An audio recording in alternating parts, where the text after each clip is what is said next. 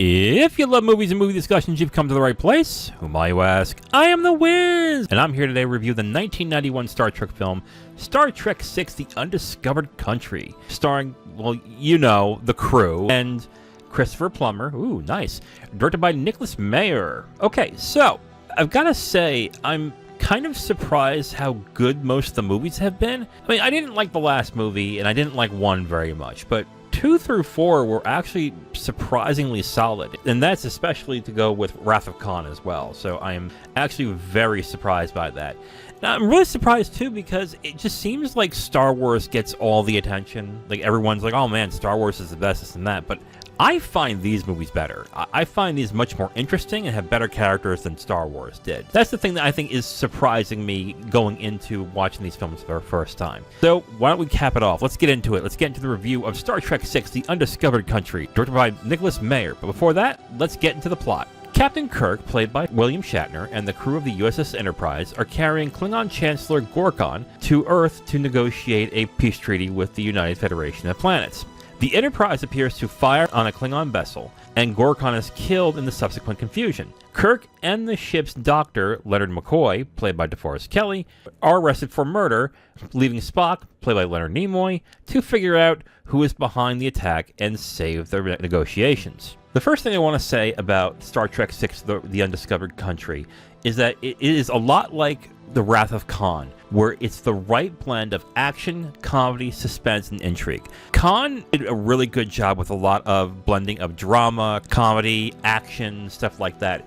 And this film is no different. It is actually a very entertaining film because it constantly does different things throughout the entire film. It's not as silly as the 4th movie, but it's also not as gravely serious and artistic as the first one. It just has this right blend that just keeps its movie entertaining throughout the entire time that you're watching.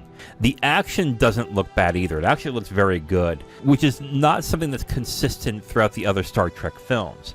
I think the mystery of why the ship fired on to the Klingons and what's going on with Kirk and Bones is probably the best part of the movie, and the introduction of different types of elements throughout the film. It's just a lot of fun to watch. But what I will say is the actual reveal of the villains in this movie is kind of underwhelming. It's not that surprising.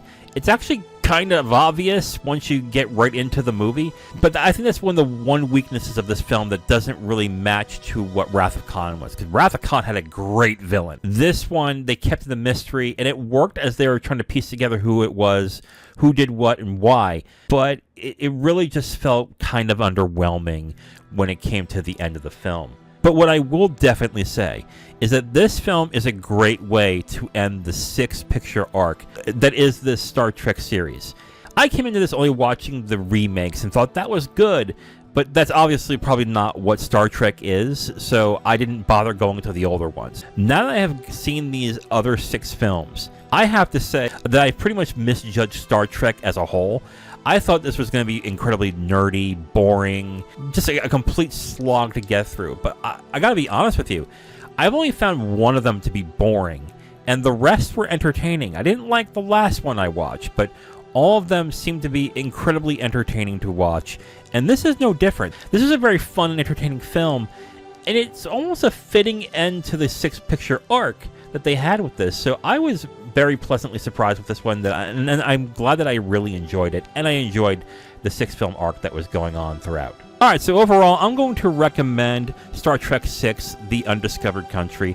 I think this was a very entertaining film. It has the same strengths as Wrath of Khan. It has good performances, it has great action, comedy, drama, intrigue. It's just really an entertaining film overall. But also, it is respectful to what they do with these characters at the end and with this crew, and I guess the emotional attachment that you would have with these characters as the film ends. So I really enjoyed this movie. I thought it was a lot of fun.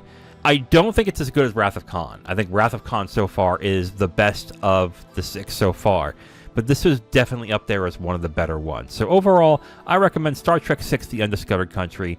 Check this out on Paramount Plus if you have not seen it, of course. I will say this. If you were like me and you didn't give Star Trek a chance, and you thought, oh, this is boring, this is going to be really nerdy and stuff like that, I would honestly say give it a shot, starting with 2. Watch Wrath of Khan, and I think you would enjoy it. So overall, again, I recommend Star Trek VI: The Undiscovered Country. Now, if you want my full review on this movie, you can go to my website at IamTheWiz.com. You'll have my full written review right on the site, along with a link to the video that has this review that you've just listened to. Thank you for listening to this review. If you want to know what we're reviewing in the next couple of days, you can look on the screen right now to see what's coming up next. If you like what you heard, go ahead and leave a like on this video. If you want to discuss your opinion on the film or the review itself, please leave a comment. And if you want to hear more, subscribe to the channel. Thank you again for listening. I will talk to you next time.